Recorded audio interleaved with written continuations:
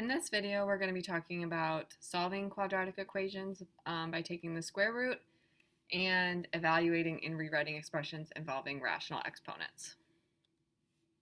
So first thing, I want you to think of what you could plug into x to make these equations true. So think about what you could put into x to this spot to equal 25, and what could you put into x to this spot to equal 16. So a lot of you probably came up with 5 because 5 squared does equal 25. However, think about if I plugged in a negative 5. A negative 5 squared, because negative 5 squared means I am doing negative 5 times negative 5, that would still give me a positive 25. So I could either plug in a positive 5 or a negative 5 and square it to get a positive 25. Same thing with this one. You probably could figured out 4 because 4 squared is 16. However, I could also plug in a negative 4 and square that and get 16. So our first rule that we're going to talk about is the inverse of squaring something. So something raised to the power of 2 is taking the square root. Okay, so we're going to talk about solving equations like this, and this is a basic one.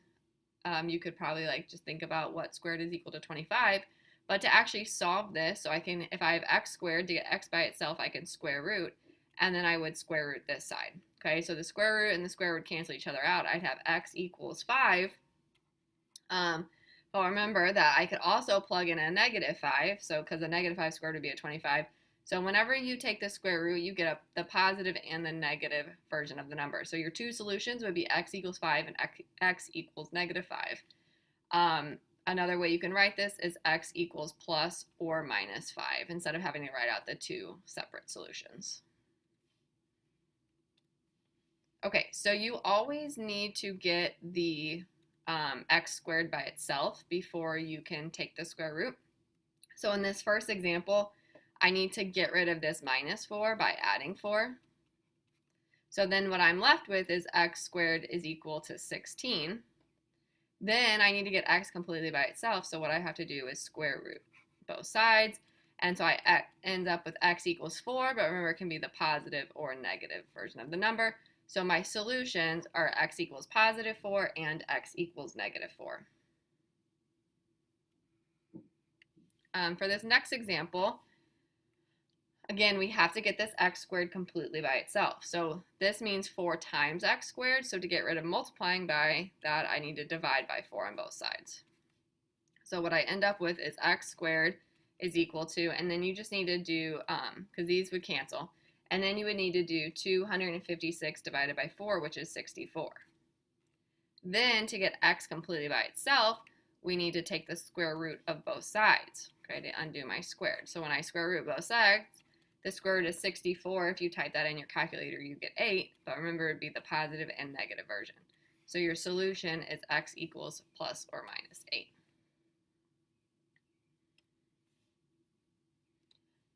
Okay, so we still need to follow the same rule where we get our x squared completely by itself. So first thing I need to do is move this minus 11 by adding 11 to both sides. So then I'd be left with 2x squared equals, and then 39 plus 11 is 50.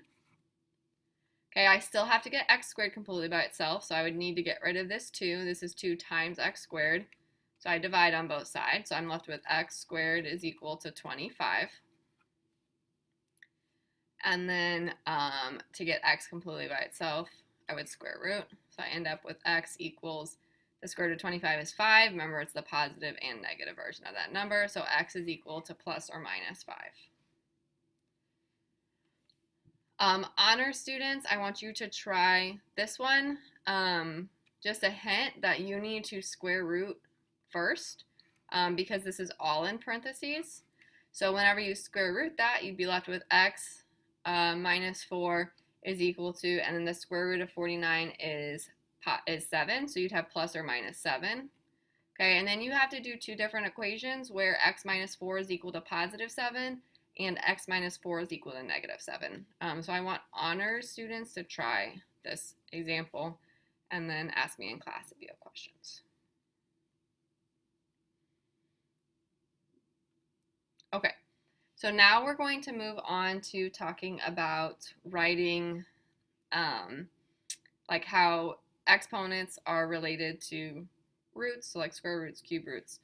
So I want you to try typing in your calculator. So grab your calculator and do 16 to the 1/2 power and see what you get, and then do the square root of 16 and see what you get. So if you did that, 16 to the 1/2 power is 4, and the square root of 16 is also 4. So these two things are related to each other. That raising to the power of a half, to a fraction of a half, is the same thing as taking the square root, okay? If you look at my examples here, and if you did this in your calculator, it would be the same way. If you do 27 to the 1/3 power, so doing something to the 1/3 power is the same thing as doing the cube root. So I do want you all to write this in your notes. This shows the different parts of roots, and it shows how it's related to the fraction. So if you notice here, this index number is always going to be the denominator of this fraction, and then this exponent is always going to be the numerator of this fraction, okay? So let's start by first doing our exponents and writing them as roots. So it says write each expression in radical form. So radical form is like a root, a square root, cube root, okay? Simplify if possible.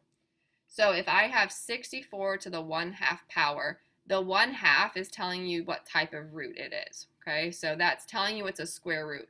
Now, when we have a square root, we do not have to write that little 2 there. Without a number there, that's just telling you that that's a square root. And then you would have 64 to the power of 1. The exponent goes on there. Well, 64 to the power of 1 is just 64, so you don't even have to write that, okay? So we would just have the square root of 64, which then if we take the square root of 64, that would just give us 8. So I can simplify that even more, okay? Looking at this example, again, the denominator of the fraction tells you what type of root it is. So that's saying that this is a cube root. So if it's a cube root, I do need to put a little 3 there, and then I would have x to the power of 1, okay? The numerator tells you what the exponent is. You could definitely write it like this, but I do not have to write x to the power of 1. That would just be saying x. So another way to write this would just be the cube root of x, and you cannot simplify that at all. Let's look at example 3 here. So we have x to the 2/3 power. So the denominator tells you what type of root it is, so a root of 3.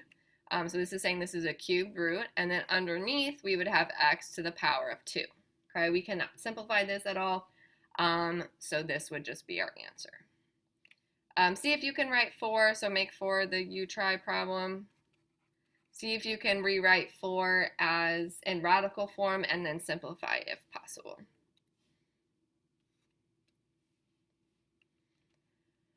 Okay, now we're going the opposite way. So we're taking the radical, so the root, and we're writing it in exponential form. So whatever's inside is like your base. So 125, and then we need to an exponent. So remember, whatever this root is tells you what the denominator is of your exponent. 125 is not being raised to any power, so technically it's being raised to the first power. So this would be the same thing as saying, so the cubed root of 125 is the same thing as saying 125 to the 1/3 power. Okay, let's do that same thing with this one. So 8, and then I have to do to an exponent. Again, if there is not a number right here, that's saying that's a square root. We don't have to write the little 2 there, okay? So that my denominator is a 2. The 8 does not have an exponent, so since the 8 does not have an exponent, technically it has an exponent of 1. So the square root of 8 is the same thing as saying 8 to the 1/2 power. Okay, again, this one is a square root since there is not a number right here, an index right here. So then my exponent has to be a 2 because it's a square root. And then since this is x to the 3rd power, that is going to go into your numerator. So this would be the same thing as x to the 3/2 power. Why don't you go ahead and try this one?